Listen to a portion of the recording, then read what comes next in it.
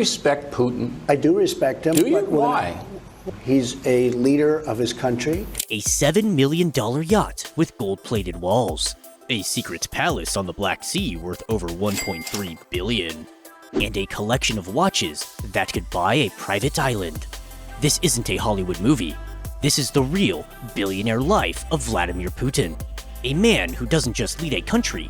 He commands an empire built on secrecy, excess, and untouchable power. And what you're about to see will shock you. Before the tailored suits, the billion-dollar palaces, and the private motorcades, there was a boy in a Soviet apartment block, fighting to survive. Born in 1952 in Leningrad, now St. Petersburg, Vladimir Putin grew up in a cramped communal flat in a post-war city still scarred by siege and starvation. The streets were cold, violent, merciless, and so was the lesson young Putin learned early on. If a fight is inevitable, strike first. That phrase could become more than advice. It would become a philosophy. He studied judo and sambo with near-religious discipline, eventually earning a black belt, one of the few Russian leaders to do so. But it wasn't just about sport. It was about control, precision, dominance. This obsession with strength bled into his public image. As president, Putin didn't just lead, he performed. We've seen him riding horses shirtless through Siberia, wrestling bears in photo ops, diving to the bottom of lakes in submarines, shooting tranquilizers at wild tigers. The message was always clear. I am in command of myself, of my country, of nature itself. While other world leaders shake hands, Putin makes statements without saying a word. Every pose, every photo, every moment is calculated. It's not vanity, it's branding. The brand? Unbreakable strength, wrapped in cold silence. Anchored quietly in the Italian port of Marina di Carrara, behind layers of shell companies and coded documents, rests one of the most extravagant symbols of hidden power on Earth, the Scheherazade, a name borrowed from the mythical queen who told 1,000 tales. Fitting, because this yacht tells a story all its own. At a staggering $700 million, the Scheherazade is not just a vessel, it's a floating fortress of wealth. 2 helipads, a full spa, a cinema room wrapped in velvet, marble floors, gold fixtures, and a staff of 70 ready to serve at a moment's notice. Its decks stretch 140 meters, longer than a football field, with walls said to be lined in custom Italian leather and rare woods flown in from Africa and Southeast Asia. Officially, the owner remains a mystery, but US intelligence agencies and anti-corruption investigators believe it belongs to one man, and one man only, Vladimir Putin. In 2022, the yacht was seized by Italian authorities amid a sweeping international sanctions. But despite the freeze, no direct evidence tied it to Putin. Why? Because he never holds assets in his name. Ownership is smoke and mirrors. His empire isn't built on signatures. It's built on loyalty and layers of legal fog. And the Scheherazade floats silently among them, like a ghost ship of the ultra-elite. Not on Instagram, not in the press, but always within reach of the man who controls it all. In the world of heads of state, luxury vehicles are expected. Rolls-Royce, Bentley, Maybach. But Vladimir Putin doesn't settle for the off-shelf opulence. His vehicle of choice? A machine designed not just for comfort, but for survival. Enter the Aru Senat. Built by Russia's NAMI Institute, the Aru Senat is a handcrafted 6.5-ton fortress on wheels. The price tag? Around $500,000, though money is hardly the point. This sedan is bulletproof, blast-resistant, even tested to withstand chemical and biological attacks. The doors close with the sound of a bank vault. The interior?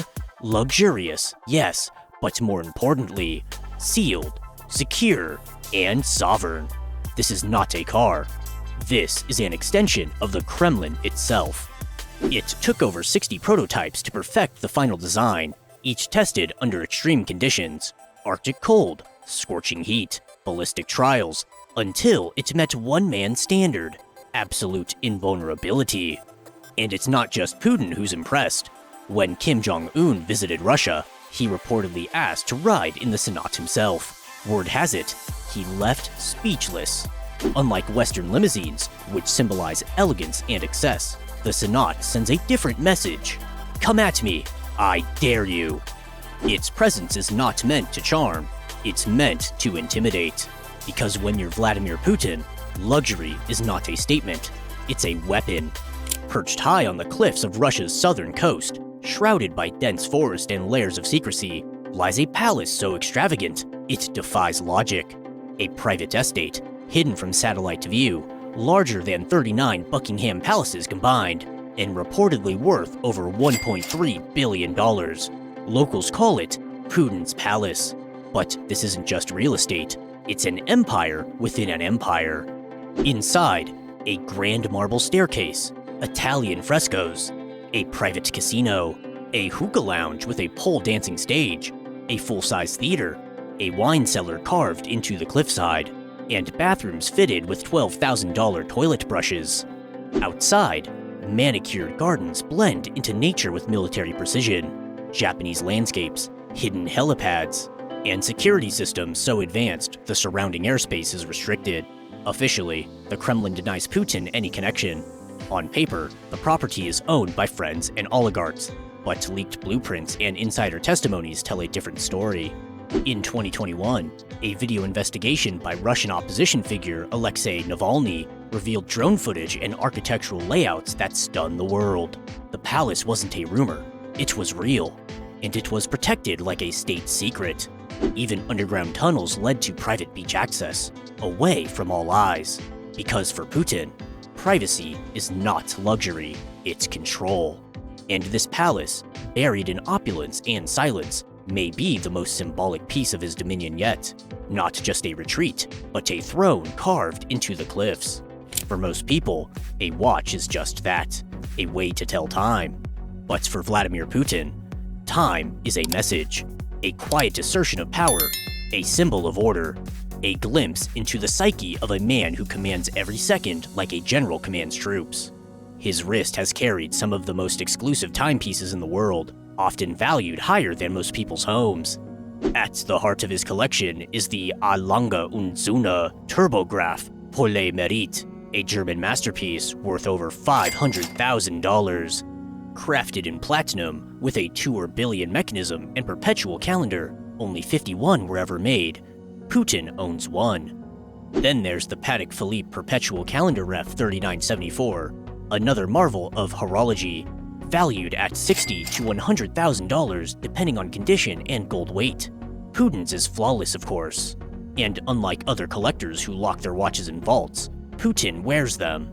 In fact, he's been seen casually gifting luxury watches, once removing a $10,500 Blapan Lehman Aqualung from his wrist and handing it to a factory worker, on camera, without a word. These aren't just watches, they're power signals. A way to say, I have what I want, when I want, and I can give it away without blinking. And yet, what's most fascinating isn't what the watches say about wealth, it's what they say about control. Because when you're Vladimir Putin, even time ticks to your will. Tucked away on a remote island in the Gulf of Finland, surrounded by icy waters and dense forest, sits a mansion that looks more like a fairy tale than a fortress. This is Villa Selgren, a century-old estate once forgotten by time, now whispered to be one of Vladimir Putin's most secret and sacred retreats. Built in 1913 by the famed Finnish architect Uno Ullberg, the villa was originally a noble summer home, but in 2010, something changed. Massive restoration began, discreet, meticulous, and expensive. Walls were lined with gold leaf detailing, intricate wood carvings returned to life, and a private indoor pool was installed, finished with glimmering, custom mosaic tilework, though the deed lists a long-time associate as owner. Aerial photography and local reports suggest the truth. This island estate is the personal getaway of the Russian president himself. No guards in sight, no flashing lights, just silence, snow, and solitude. It's a place far from the eyes of the Kremlin, the press, and the public. A kingdom without a crown, where the king can walk unseen. Unlike the Grand Palace on the Black Sea, Villa Selgren isn't about excess, it's about escape. A space not built to impress the world, but to disappear from it. because even emperors of shadow need somewhere to vanish. And this is where Putin goes to be alone with the empire he never officially owns. No flashy logos, no bold designer statements. Putin doesn't wear his power, he projects it. His wardrobe is a masterclass in calculated minimalism. Navy blues, charcoal grays, jet blacks. Always tailored, always sharp, always subdued. To the untrained eye, it might seem ordinary, but that's the brilliance of it. Every thread is deliberate, every lapel, every perfectly symmetrical tie knot speaks the language of quiet authority. This isn't fashion, it's strategy. While Western leaders flirt with trend and branding, Putin's attire remains timeless, even emotionless, because for him, the goal isn't to impress, it's to intimidate through restraint. In a rare moment of candor at a youth forum in Crimea, he once said, "I try to dress appropriately when I leave my office, but I don't think too much about fashion." And yet, his suits are custom-made by Russia's most exclusive tailors, the fabric imported, the fit flawless. It's the uniform of a man who doesn't chase attention, but commands it. Because when you've been in power for over 2 decades, you don't dress to stand out, you dress to endure. In Putin's world, power's never just political, it's personal. Even his love life, or what little the world knows of it, is wrapped in the same calculated silence that defines his empire. In 2013, after nearly 30 years of marriage, Vladimir Putin quietly divorced his wife, Lyudmila, during an intermission at the ballet. There were no emotional statements, no scandal, just an announcement. Cold, clinical, complete. Since then, rumors have swirled like fog around one name, Alina Kabayeva, an Olympic gold medalist in rhythmic gymnastics. Kabayeva is more than a national icon. She's now the head of Russia's largest media conglomerate, the National Media Group, a role that's raised more than a few eyebrows. No journalistic background, no media experience, and yet she holds the keys to much of Russia's information machine. Coincidence? Or something more? Insiders whisper of children born in total secrecy, luxury apartments gifted under aliases, and sightings in private compounds deep in the Russian countryside. But nothing is confirmed, nothing is denied, and that's exactly how Putin likes it. Because when image is your most valuable weapon, even romance becomes part of the narrative. To the world, he is single, untethered, a man above personal distraction. But behind closed doors, perhaps his most delicate game of power is the one we never truly see. Because love, in Putin's world, isn't just emotion, it's another tool in the arsenal of control. His fortune is untraceable, his assets untouchable, his power absolute. Vladimir Putin doesn't flaunt wealth, he hides it in plain sight. Yachts, palaces, watches, women, each piece carefully placed, like a grand game of chess. And while the world debates who's the richest man alive, Putin remains silent and in control. Because true power doesn't ask for attention, it doesn't sparkle, it dominates from the shadows. And this is just the surface of the empire he's built. If you enjoyed this video about Putin's eccentric and insane life, you'll definitely like this one about the 7 richest Hollywood actors in the world. You'll be shocked when you watch it. Don't miss it!